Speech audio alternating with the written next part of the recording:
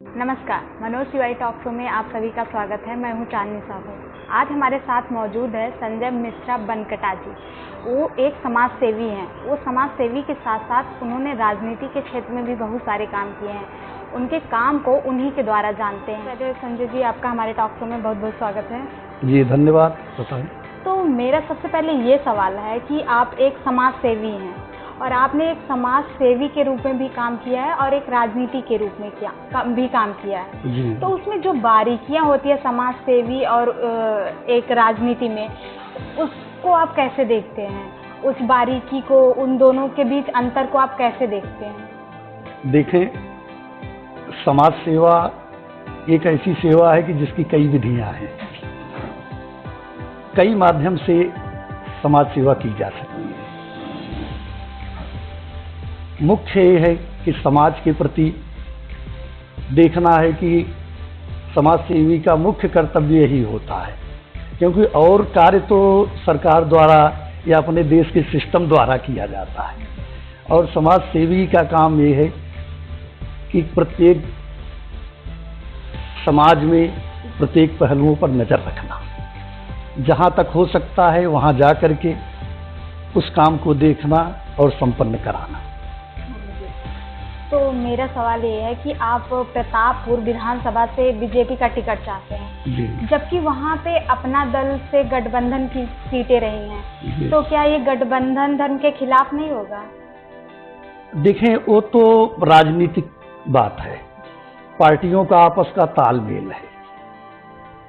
क्या जरूरी नहीं है कि इनका गठबंधन हो और या न हो। हम तो पूरे गंगा पार में काम कर रहे हैं। फिलहाल प्रतापपुर हमारा क्षेत्र है। अगर भारतीय जनता पार्टी के कोटे में प्रतापपुर की सीट गई तो मैं प्रबल दावेदार रहूंगा। क्या आपको लगता है कि प्रतापपुर में अपना दल और बीजेपी का गठबंधन रहेगा? क्योंकि बीजेपी के बहुत सारे विधायक हैं, तो आपका इस पर क्या विचार है? इस पे ये विषय मेरा नहीं है, क्योंकि ये एक पार्टी के अपने तालमेल होते हैं। उस विषय में तो ये हमारे भारतीय जनता पार्टी के प्रवक्ता ही बता सकते हैं, इस प्रश्न का जवाब दे सकते। लेकिन आपके नज़र में, आप उस क्षेत्र में काम कर रहे हैं, तो आपके नज़र में आपको उस क्षेत्र के विकास के लिए क्या लगता है, जीत के लिए क्या लगता है कि होना चाहिए या गठबंधन या नहीं होना चाहिए? गठबंधन एक अपना, आपने पहले भी बताया आपको कि गठबंधन एक ऐसा वो है कि जिसमें अपने तालमेल में, अगर जैसे पिछली बार तालमेल रहा है भारतीय जनता पार्टी से, इसके बाद वो अपना दल के कोटे में सीट गई। अब क्या जरूरी नहीं है कि इस बार उनके सीट में, वो कोटे में सीट जाए, क्योंकि जब इतनी बड़ी हमारी भारतीय जनता पार्टी का जो पूरे प्रदेश में इतना जनाधार था, इसके बावजूद भी उस सीट को नहीं जीत पाए। तो इस बार ऐसा पार्टी संज्ञान में लेगी। कहीं और से अगर गठबंधन होता है तो उनको कहीं और सीट दी जाएगी। चलिए ठीक है, हम मान लेते हैं कि आप बीजेपी से प्रतापपुर विधानसभा की तैयारी कर रहे हैं, लेकिन आपको अगर अपना दल से या किसी और से सीट मिलता है तो आप किसको चुनेंगे? हम तो भारतीय जनता पार्टी को चुनेंगे जी। अगर भारतीय जनता पार्टी को सीट मिलती है तो हम अपनी दावेदारी पेश करेंगे पार्टी के समक्ष। आज प्रतापपुर विधायक के बारे में कहा जाता है कि वो बहुत सीधे हैं, वह जनता की समस्याओं के लिए हमेशा उपलब्ध रहते हैं, वो उनके समस्याओं को सुनते हैं, हर समय उपलब्ध रहते हैं। तो इस पर आप संजय जी, आपका क्या इस पर आपका विचार क्या है? आप उन पर क्या कहना चाहेंगे? हम तो उनके विषय पे फिलहाल टिप्पणी करने का मेरा कोई, एक समाज सेवी और प्रतापपुर की जनता, राजनीतिक से नहीं, एक जनता की हैसियत से, कि पूरे प्रतापपुर में जब से बसपा की सीट पे माननीय जी जीते हैं, आज तक क्षेत्र में कहीं भी एक भी ऐसा कोई कार्य नहीं किया है कि जो हम आपको बता सकें, या ऐसा कोई भी कार्य उन्होंने नहीं किया है, न तो वो जनता के बीच में है जीत जाने के बाद। हाँ, या आपको अगर कहीं से संज्ञान में हो तो फिलहाल मेरा मानना नहीं है। तो आप वहाँ के प्रतापपुर में क्या क्या समस्याएं देखते हैं? आप वहाँ की समस्याओं को किस प्रकार से देखते हैं, इस बारे में बताइए। प्रतापपुर की समस्या ऐसी है कि जिसके विषय में तो अगर बताया जाए तो बहुत समस्याएं हैं। सबसे पहले तो जनप्रतिनिधि जो है वो उपलब्ध हो किसी माध्यम से, या तो दूरसंचार के माध्यम से, या इसके पहली प्राथमिकता होती है वहां पे आज को तमाम तरह की समस्याएं आ रही हैं, जो कि सारी समस्याएं हमारे संगठन के थ्रू की जा रही हैं, और जो कि वो दायित्व वहां का जो प्रतिनिधित्व कर रहा है उसको चाहिए, लेकिन वो इस समय हमारे हिसाब से फिगर में नहीं है और जनता ने उनको अब दोबारा पसंद करेगी। चलिए ठीक है, तो अगर आप विधायक के रूप में चुने जाते हैं हाँ। तो आपकी योजनाएं क्या होगी? वहाँ आप किस रूप में काम करेंगे? उस क्षेत्र की समस्याओं को कैसे दूर करेंगे? इन सब पे आपके मुद्दे और ये योजनाएं क्या होंगी? हमारी योजनाएं सबसे पहले ये है कि हम वहाँ उपलब्ध रहें, चाहे जिस माध्यम से उपलब्ध रहें, सारी समस्याओं को देखेंगे और वहाँ बैठ करके उसका निपटारा करेंगे। जो जिस तरीके से क्षेत्रीय जो और काम है वो तो एक योजनाओं के तहत कार्य किए जाएंगे। अब देखिए आपकी जितनी भी रोडें हैं, आप समझिए वहाँ पर आज तक भी जितने भी रहे हैं गैर भाजपा, अभी तो फिलहाल भाजपा वहाँ खाता नहीं खोल पाई है कभी, इसके बाद पहली बार ऐसा होगा कि अगर कोटे पे गया तो मैं वहाँ पूर्ण बहुमत से उस सीट को दूंगा, और जितने भी पेंडिंग कार्य हैं सबको उनका रूप देना शुरू कर दूंगा। आप पिछली बार नगर निगम की तैयारी कर रहे थे, तो अब की बार नगर निगम का दायरा जो है बढ़ गया है। हाँ, तो आप गांव के साथ साथ शहर दोनों की समस्याओं को देखते हैं, तो आप किस प्रकार दोनों की समस्याओं को देखते हैं? आपका नजरिया क्या होगा समस्याओं को लेकर? देखें, मैं बताता हूं। और अगर आप विधानसभा का चुनाव नहीं लड़ते तो क्या आप मेयर का ही चुनाव लड़ेंगे? इन सब के बारे में आप बताइए। जी, प्रश्न अच्छा है आपका। परिस्थितियों के हिसाब से पहले तो मैं समाज सेवी था, राजनीति में आने का मेरा कोई भी उद्देश्य नहीं था। मेरी उम्र इस समय 55 वर्ष की है, सेवा मैं बचपन से करता चला आया।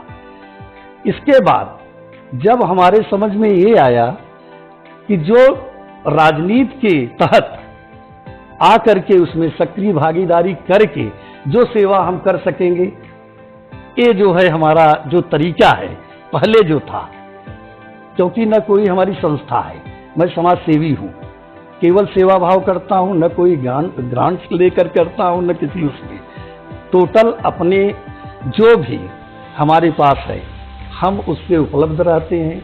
आज से नहीं, कम से कम 30 वर्ष से मैं सेवा कर रहा हूँ। चलिए ठीक है, आप ये बताइए कि केंद्र सरकार और राज्य सरकार अर्थव्यवस्था को लेकर और रोजगार को लेकर दोनों में एकदम फेल नजर आ रही है, तो क्या लगता है 2022 के चुनाव में भी यही सरकार सत्ता में रहेगी या बदलाव होगा? देखें, आपने एक शब्द कहा कि फेल हो रही है, आप किस दिशा में देख रही हैं कि तो सरकार नहीं? ठीक है, उसके कई कारण हैं। हाँ। आप अपने देश की परिस्थितियों पे इस समय आप गौर करें तो इस समय तो वो प्रॉब्लम आएगी ही आएगी, बाकी इस पे सरकार के संज्ञान में है। हाँ, ये जो कोरोना का आप कह रहे हैं, जो कोरोना वाली समस्या है वो पूरे दुनिया भर की समस्या है, लेकिन सबसे ज्यादा असर हमारे भारत पे ही पड़ा। इसका कारण क्या होगा? हाँ, इसके कई कारण हैं।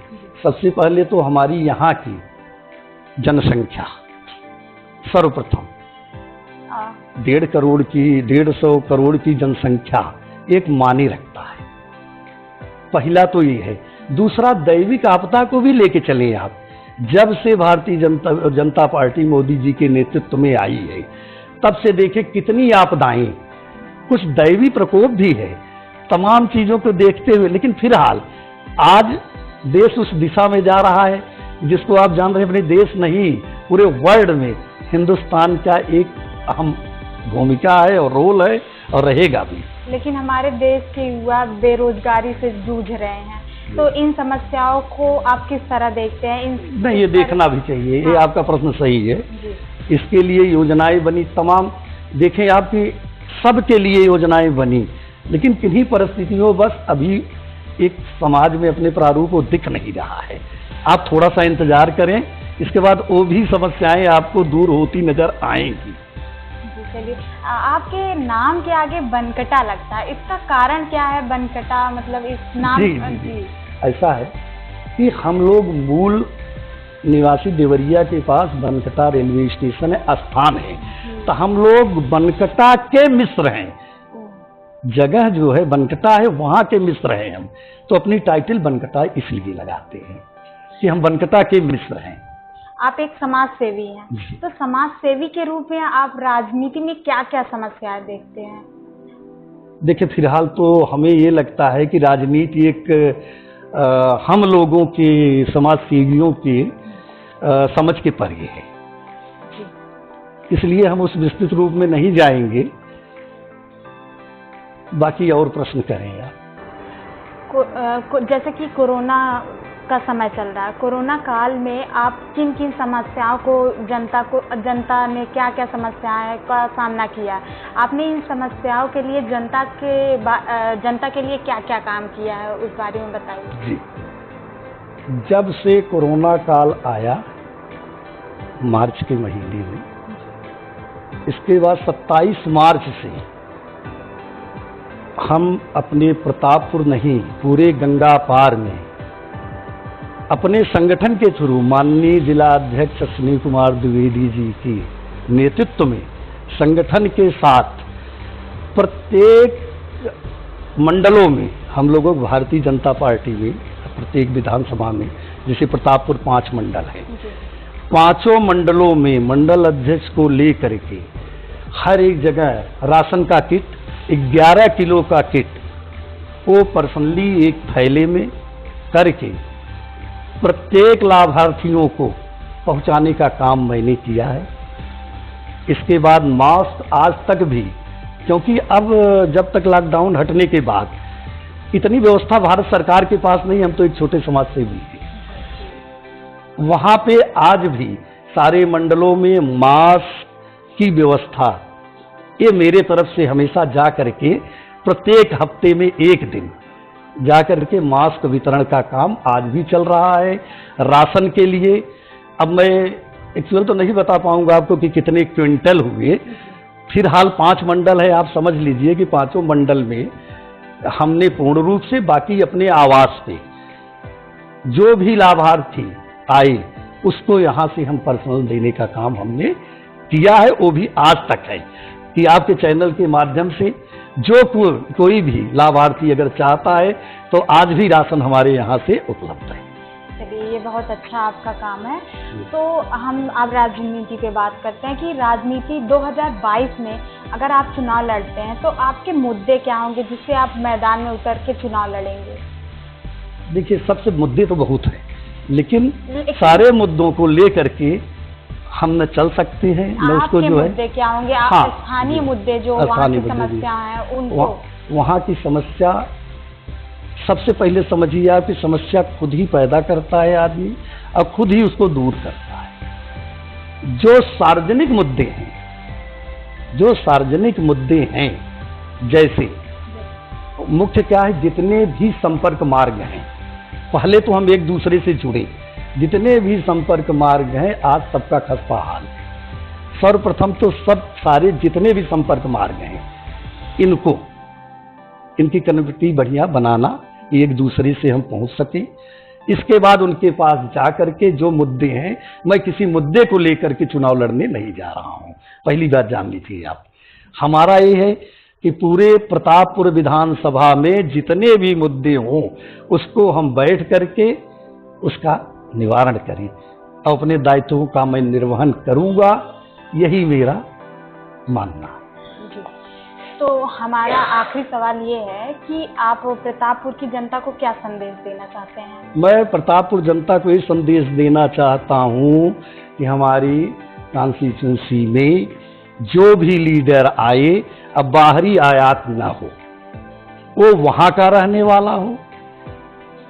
वो जनता की मांग होनी चाहिए कि हमारा जो प्रतिनिधित्व करेगा वो हमारे यहाँ का होना चाहिए, जिससे हमारी समस्याओं के ऊपर वो ध्यान दे सके और हमारा ख्याल रख सके। यही मेरा संदेश है और बाकी संदेश हम देते रहेंगे आपके चैनल के माध्यम से। आपका हमारे टॉक शो में बात करने के लिए बहुत बहुत धन्यवाद। धन्यवाद। आज हमारे साथ मौजूद थे संजय मिश्रा बनकटा जी। उन्होंने कोरोना काल में घर घर जाके सबकी जनता की समस्याओं के लिए उनको राशन भिजवाया। उन्होंने जनता के साथ रहकर उनकी समस्याओं पे काम किया और वो 2022 में चुनाव लड़ने की तैयारी कर रहे हैं। उन्होंने बताया कि वो स्थानीय मुद्दों के साथ चुनाव लड़ेंगे। तो हम आगे भी आपको ऐसे ही जनप्रतिनिधि से मुलाकात करवाते रहेंगे। तब तक के लिए